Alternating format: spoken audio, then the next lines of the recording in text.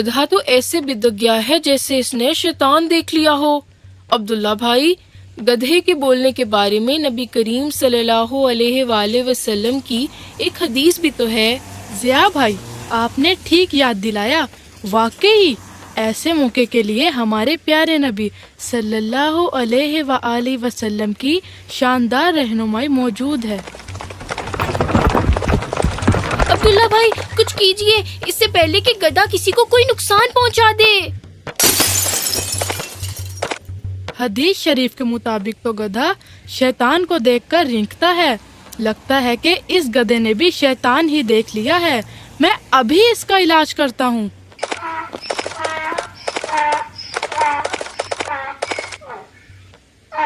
اعوذ باللہ من الشیطان الرجیم۔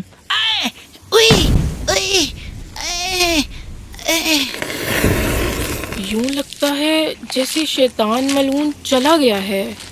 یہ انسانوں کا پکا دشمن ہے، ہر وقت اور ہر طرف سے وار کرنے کو تیار رہتا ہے۔ چلا بھی گیا ہے تو لوٹ کر پھر آئے گا۔ اس کی قسمت میں چین اور سکون کہاں۔ بچوں، شام کا وقت ہو گیا ہے، جلدی گھر آ جاؤ اور دروازے بند کر دو۔ یہ شیطانوں کے گلیوں میں پھیل جانے کا وقت ہوتا ہے۔ شیطانوں کے پھیل جانے کا وقت؟ ہاں بچوں، پیارے رسول اللہ صلی اللہ علیہ وسلم نے فرمایا، رات کا اندھیرا پھیلنے لگے تو بچوں کو گھر سے باہر نہ نکلنے دو۔ اس وقت شیطان ہر جگہ پھیل جاتا ہے، اور اللہ کا نام لے کر دروازے بند کر دیا کرو، کیونکہ شیطان کسی بند دروازے کو نہیں کھول سکتا۔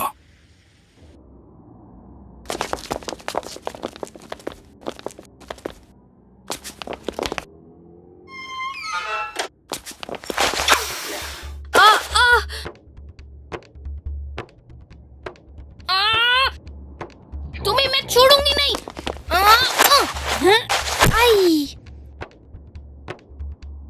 مارو اور مارو اور مارو، کیا تم میں جان نہیں ہے؟ مار منہ مار، آج ثابت کر دے کہ تو بھی سارا سے کم نہیں۔ مار، تو بھی مار، سب کو پتا چل جائے کہ منہ میں کتنا زور ہے۔ خوب مارو مارو، ایک دوسرے کو مارو، انسان کے بچوں آپس میں لڑو، اسی میں ہماری خوشی اور کامیابی ہے۔ واہ استاد، آج تو مزہ آ گیا۔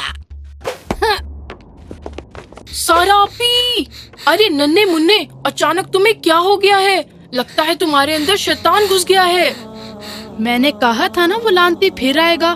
لگتا ہے کہ شیطان تمہیں ایک دوسرے سے پٹوا کے اپنی رسوائی کا بدلہ لینا چاہتا ہے۔ ہاں بیٹا، شیطان غصہ دلا کر یوں ہی انسانوں سے شیطانی حرکتیں کرواتا ہے۔ وہ بہن بھائیوں اور دوستوں کو ایک دوسرے سے لڑواتا ہے۔ لگتا ہے تم نے دروازہ بند کرتے وقت بسم اللہ نہیں پڑھی، جس سے شیطان بھی اندر گھس گیا۔ خیر، میں ایک ایسا طریقہ بتاتا ہوں کہ شیطان دم دبا کر بھاگ جائے گا۔ ایک دفعہ ہمارے پیارے نبی صلی اللہ علیہ وآلہ وسلم نے اپنے سامنے دو لوگوں کو لڑتے دیکھا۔ ایک کا منہ غصے سے لال سرخ ہو گیا تھا اور رگیں پھول گئی تھی۔ یہ دیکھ کر رسول اللہ صلی اللہ علیہ وسلم نے فرمایا، اگر یہ شخص اعوذ باللہ من الشیطان الرجیم کہہ دے تو اس کا غصہ فوراً ختم ہو جائے۔ اعوذ باللہ من الشیطان الرجیم۔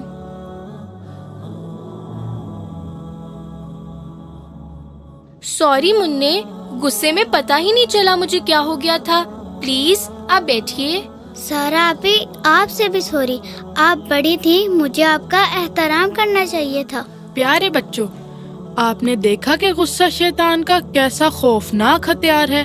وہ غصہ دلا کر ننھے بچوں کو آپس میں لڑوا دیتا ہے اور ہمیں دوستوں سے ناراض کروا دیتا ہے۔